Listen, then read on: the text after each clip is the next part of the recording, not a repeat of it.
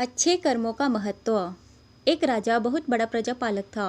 हमेशा प्रजा के हित में प्रयत्नशील रहता था। वह इतना कर्मठ था कि अपना सुख ऐसो आराम सब छोड़कर सारा समय जन कल्याण में ही लगा देता था। यहाँ तक कि जो मोक्ष का साधन है अर्थात भगवत भजन, उसके लिए भी वह समय नहीं निकाल पाता था। एक सुबह राजा वन की तरफ घूमने के लिए जा रहा था कि उसे एक देव के दर्शन हुए।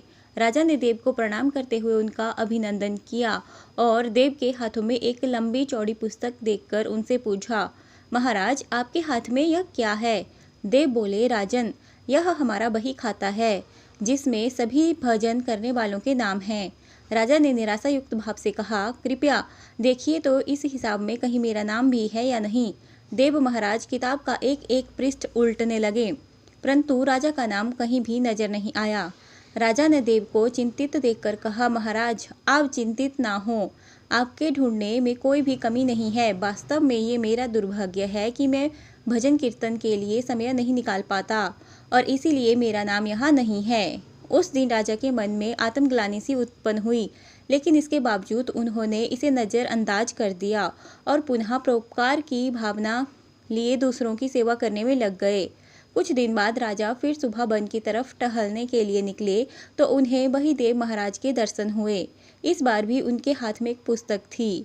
इस पुस्तक के रंग और आकार में बहुत भेद था और यह पहली वाली पुस्तक से काफ़ी छोटी भी थी। राजा ने फिर उन्हें प्रणाम करते हुए पूछा, महाराज आज कौन सा बही खाता आपके हाथों में है? देव ने कहा, राजन आज के बही खाते में उन लोगों का नाम लिखा है जो ईश्वर को सबसे अधिक प्रिय हैं। राजा ने कहा, कितने भाग्यशाली होंगे वे लोग, निश्चित ही वे दिन रात भगवत भजन में लीन रहते होंगे।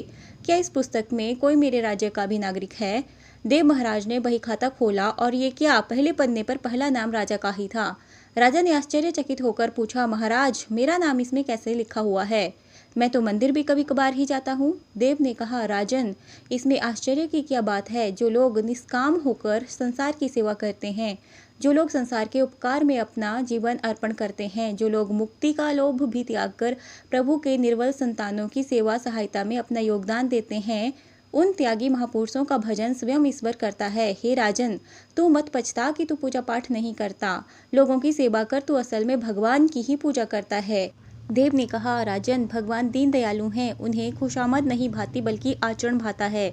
सच्ची भक्ति तो यही है कि परोपकार करो, दीन दुखियों का हित साधन करो। अनाथ विधवा किसान व निर्धन आज अत्याचारियों से सताए जाते हैं, इनकी यथाशक्ति सहायता और सेवा करो और यही परम भक्ति है। राजा को आज देव के माध्यम से बहुत बड़ा ज्ञान मिल चुका था और अब राजा भी समझ गया कि परोपकार से बड़ा कुछ भी नहीं और जो परोपकार करते हैं वही भगवान के सबसे प्रिय होते हैं। जो व्यक्ति निस्वार्थ भाव से लोगों की सेवा करने के लिए आगे आते हैं, परमात्मा हर समय उनके कल्याण के लिए यत्न करता है। दूसरों के लिए जीना, दूसरों की सेवा को ही पूजा समझकर कर्म करना, परोपकार के लिए अपने जीवन को सार्थक बनाना ही सबसे बड़ा पुण्य है। और जब आप भी ऐसा करेंगे तो स्वतः ही आप ईश्वर के प्रिय भक्तों में शामिल हो जाएंगे।